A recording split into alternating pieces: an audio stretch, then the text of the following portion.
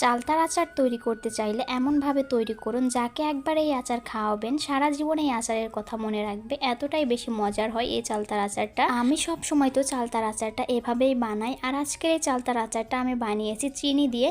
চিনি দিয়ে বানানোর পরেও কিন্তু এত সুন্দর একটা কালার হয়েছে। চালতার আচার তৈরি করার জন্য প্রথমেই আমাদের লাগবে চালতা। এখানে আমি 3টা চালতা নিয়েছি। এখন আমি চালতাগুলো কেটে নিব। চালতাগুলো অনেক শক্ত হয়, তাই আমি ছুরি দিয়ে না কেটে বটি দিয়ে কেটে দেখাচ্ছি। আপনারাও বটি দিয়ে কাটার চেষ্টা করবেন, এতে করে হাত কেটে যাবে না, কারণ চালতা অনেক শক্ত হয়। চালতাগুলো আমি মাঝ বরাবর কেটে নিয়েছি। এরপর চালতার ভিতরে যে ফুলের মতো অংশ আছে এটাকে ফেলে দিতে হবে। এরপর চালতাগুলো পাতলা পাতলা করে কেটে নিতে হবে। চালতাগুলো বেশি মোটা করে কাটা যাবে না, একটু পাতলা করেই কেটে নিতে হবে। আপনারা দেখতেই পাচ্ছেন আমি কিভাবে চালতাগুলো কেটে নিয়েছি। এখানে আমি 2টা চালতা কেটে ধুয়ে নিয়েছি, আর একটা চালতা রেখে দিয়েছি, ওটা দিয়ে পরে আচার তৈরি করে নিব।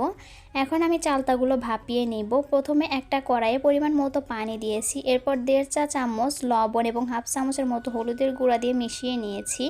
এরপর এখানে আমি সবগুলো ধুয়ে রাখা চালতা দিয়ে দিব। এরপর নেড়ে চেড়ে ভালোভাবে মিশিয়ে নিব। ভালোভাবে হলুদ লবণের সাথে মিশিয়ে নেওয়ার পর ঢাকনা দিয়ে ঢেকে দিয়ে 10 থেকে 12 মিনিটের মতো ভাপিয়ে নিব। এতে করে চালতাগুলো কিন্তু অনেকটা সিদ্ধ হয়ে যাবে এবং চালতাগুলো কালো হয়ে যাবে না। আমার চালতাগুলো ভাপিয়ে নেওয়া হয়ে গেছে, দেখতেই পাচ্ছেন কালারটা কিন্তু অনেক বেশি সুন্দর হয়েছে। আর এইভাবে করে ভাপিয়ে নেওয়ার কারণে কিন্তু চালতাগুলো একটুও কালো হয় না। এখন একটা ছাঁকনি দিয়ে এই পানি থেকে চালতাগুলো তুলে নেব। চালতাগুলো আমি তুলে নিয়েছি, দেখতেই পাচ্ছেন চালতাগুলো কিন্তু অনেকটাই সিদ্ধ হয়ে গেছে।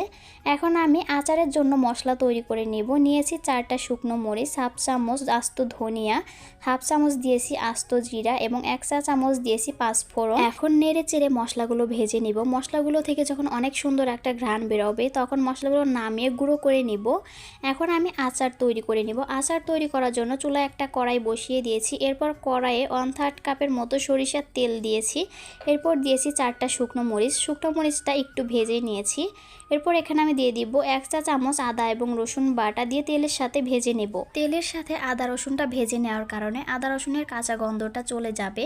এরপর এখানে আমি চালতাগুলো দিয়ে দিব। চালতাগুলো দিয়ে নেড়ে চেড়ে মিশিয়ে নেব যেন পুড়ে না যায়। নেড়ে চেড়ে ভালোভাবে মিশিয়ে নেওয়ার পর আচারটা মিষ্টির জন্য এখানে আমি দিয়ে দিব 1 কাপ চিনি। আপনারা চাইলে গুড় দিয়েও এই আচারটা তৈরি করে নিতে পারবেন, তবে আমার কাছে চিনি দিয়ে খেতেই বেশি মজা লাগে। এরপর এখানে আমি দিয়েছি হাফ চা চামচ লাল মরিচের গুঁড়া। এতে করে আচারটার কালারও সুন্দর হবে এবং আচারটা একটু ঝাল ঝাল হবে। 1 কাপ চিনি দিয়েই কিন্তু আচারটাতে পারফেক্ট মিষ্টি হয়, তবে কেউ চাইলে চিনিটা বাড়িয়ে কমিয়ে দিতে পারবেন। চিনিটা গলে যাওয়ার পর আচারের জন্য যে আমি মশলাটা তৈরি করে রেখেছিলাম সেই মশলা পুরোটাই আমি এখানে গুঁড়ো করে